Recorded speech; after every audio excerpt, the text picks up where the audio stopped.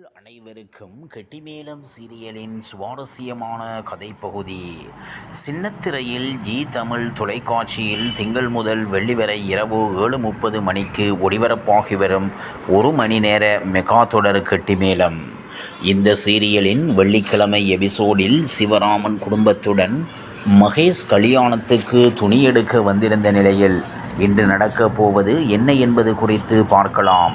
அதாவது துணிகள் விலை அதிகமாக இருப்பதை பார்த்து லட்சுமி தயக்கம் கொள்ள, இதை கவனித்த மகேஷ் சிவராமனை தனியாக அழைத்து சென்று, அங்கில் நீங்கள் துளசி கல்யாணத்துக்கு நிறைய செலவு பண்ணி இருக்கீங்க, அதனால் இப்போ நீங்கள் எதுவும் செலவு செய்ய வேண்டாம் என்று சொல்கிறான். மேலும் அஞ்சலி ஆசைப்பட்ட அனைத்து புடவைகளையும் எடுத்து கொடுக்க அதை பார்த்து எல்லோரும் சந்தோஷப்படுகின்றனர்.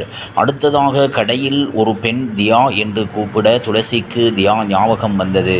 தியாவுக்கு துணி எடுக்க செல்கிறாள். தியா என்ற பெயரை கேட்டதும் துளசியின் முகம் மாறியதை கவனித்த மகேஷ் அஞ்சலியை தனியாக அழைத்து யார் தியா என்று விசாரிக்க அவள் நடந்த விஷயங்களை சொல்கிறாள்.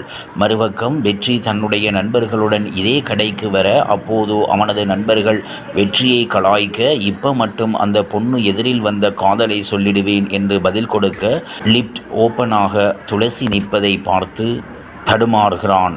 துளசி வெற்றியை பார்த்து லிப்டுக்குள் செல்ல தயக்கம் கொள்ள, வெற்றி வாங்க ஒன்றும் பிரச்சனை இல்லை என்று சொல்லி உள்ளே அழைக்கிறான்.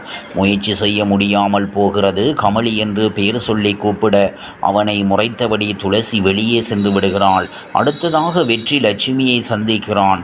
லட்சுமி சிவராமனிடம் இது என்னுடைய ஃப்ரெண்ட் வெற்றி என அறிமுகம் செய்து வைக்கிறாள்.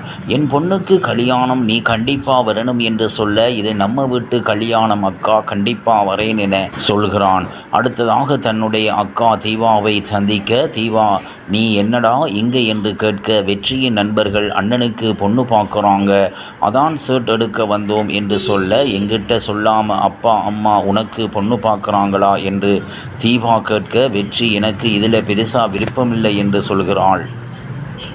அடுத்ததாக மகேஷ் அஞ்சலியை நகை எடுப்பதற்காக அழைத்துச் செல்கிறான்.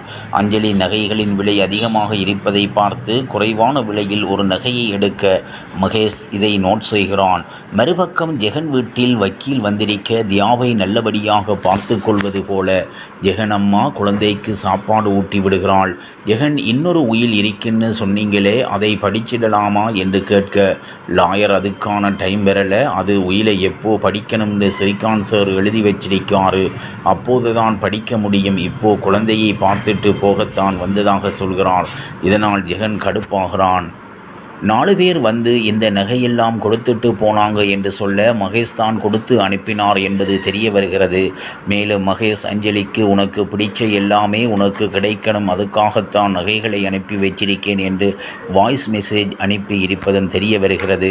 துளசி மற்றும் தியாவை நினைத்து வருத்தமாக இருக்க, வாய் பேச முடியாத பாலமுருகன் இதை கவனித்து துளசிக்கு சாப்பாடு ஊட்டிவிட்டு ஆறுதல் சொல்கிறான். இப்படியான நிலையில் அடுத்ததாக நடக்கப் போவது என்ன என்பதை அறியலாம்.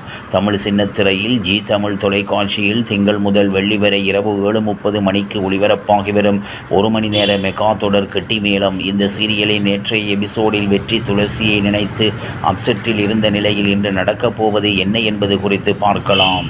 இவ்வாறாக கெட்டிமேளம் சீரியலின் சுவாரஸ்யமான கதைப்பகுதி செல்கிறது. இனி சுவாரஸ்யம் உங்களை காத்திருக்கிறது. மீண்டும் சந்திப்போம்.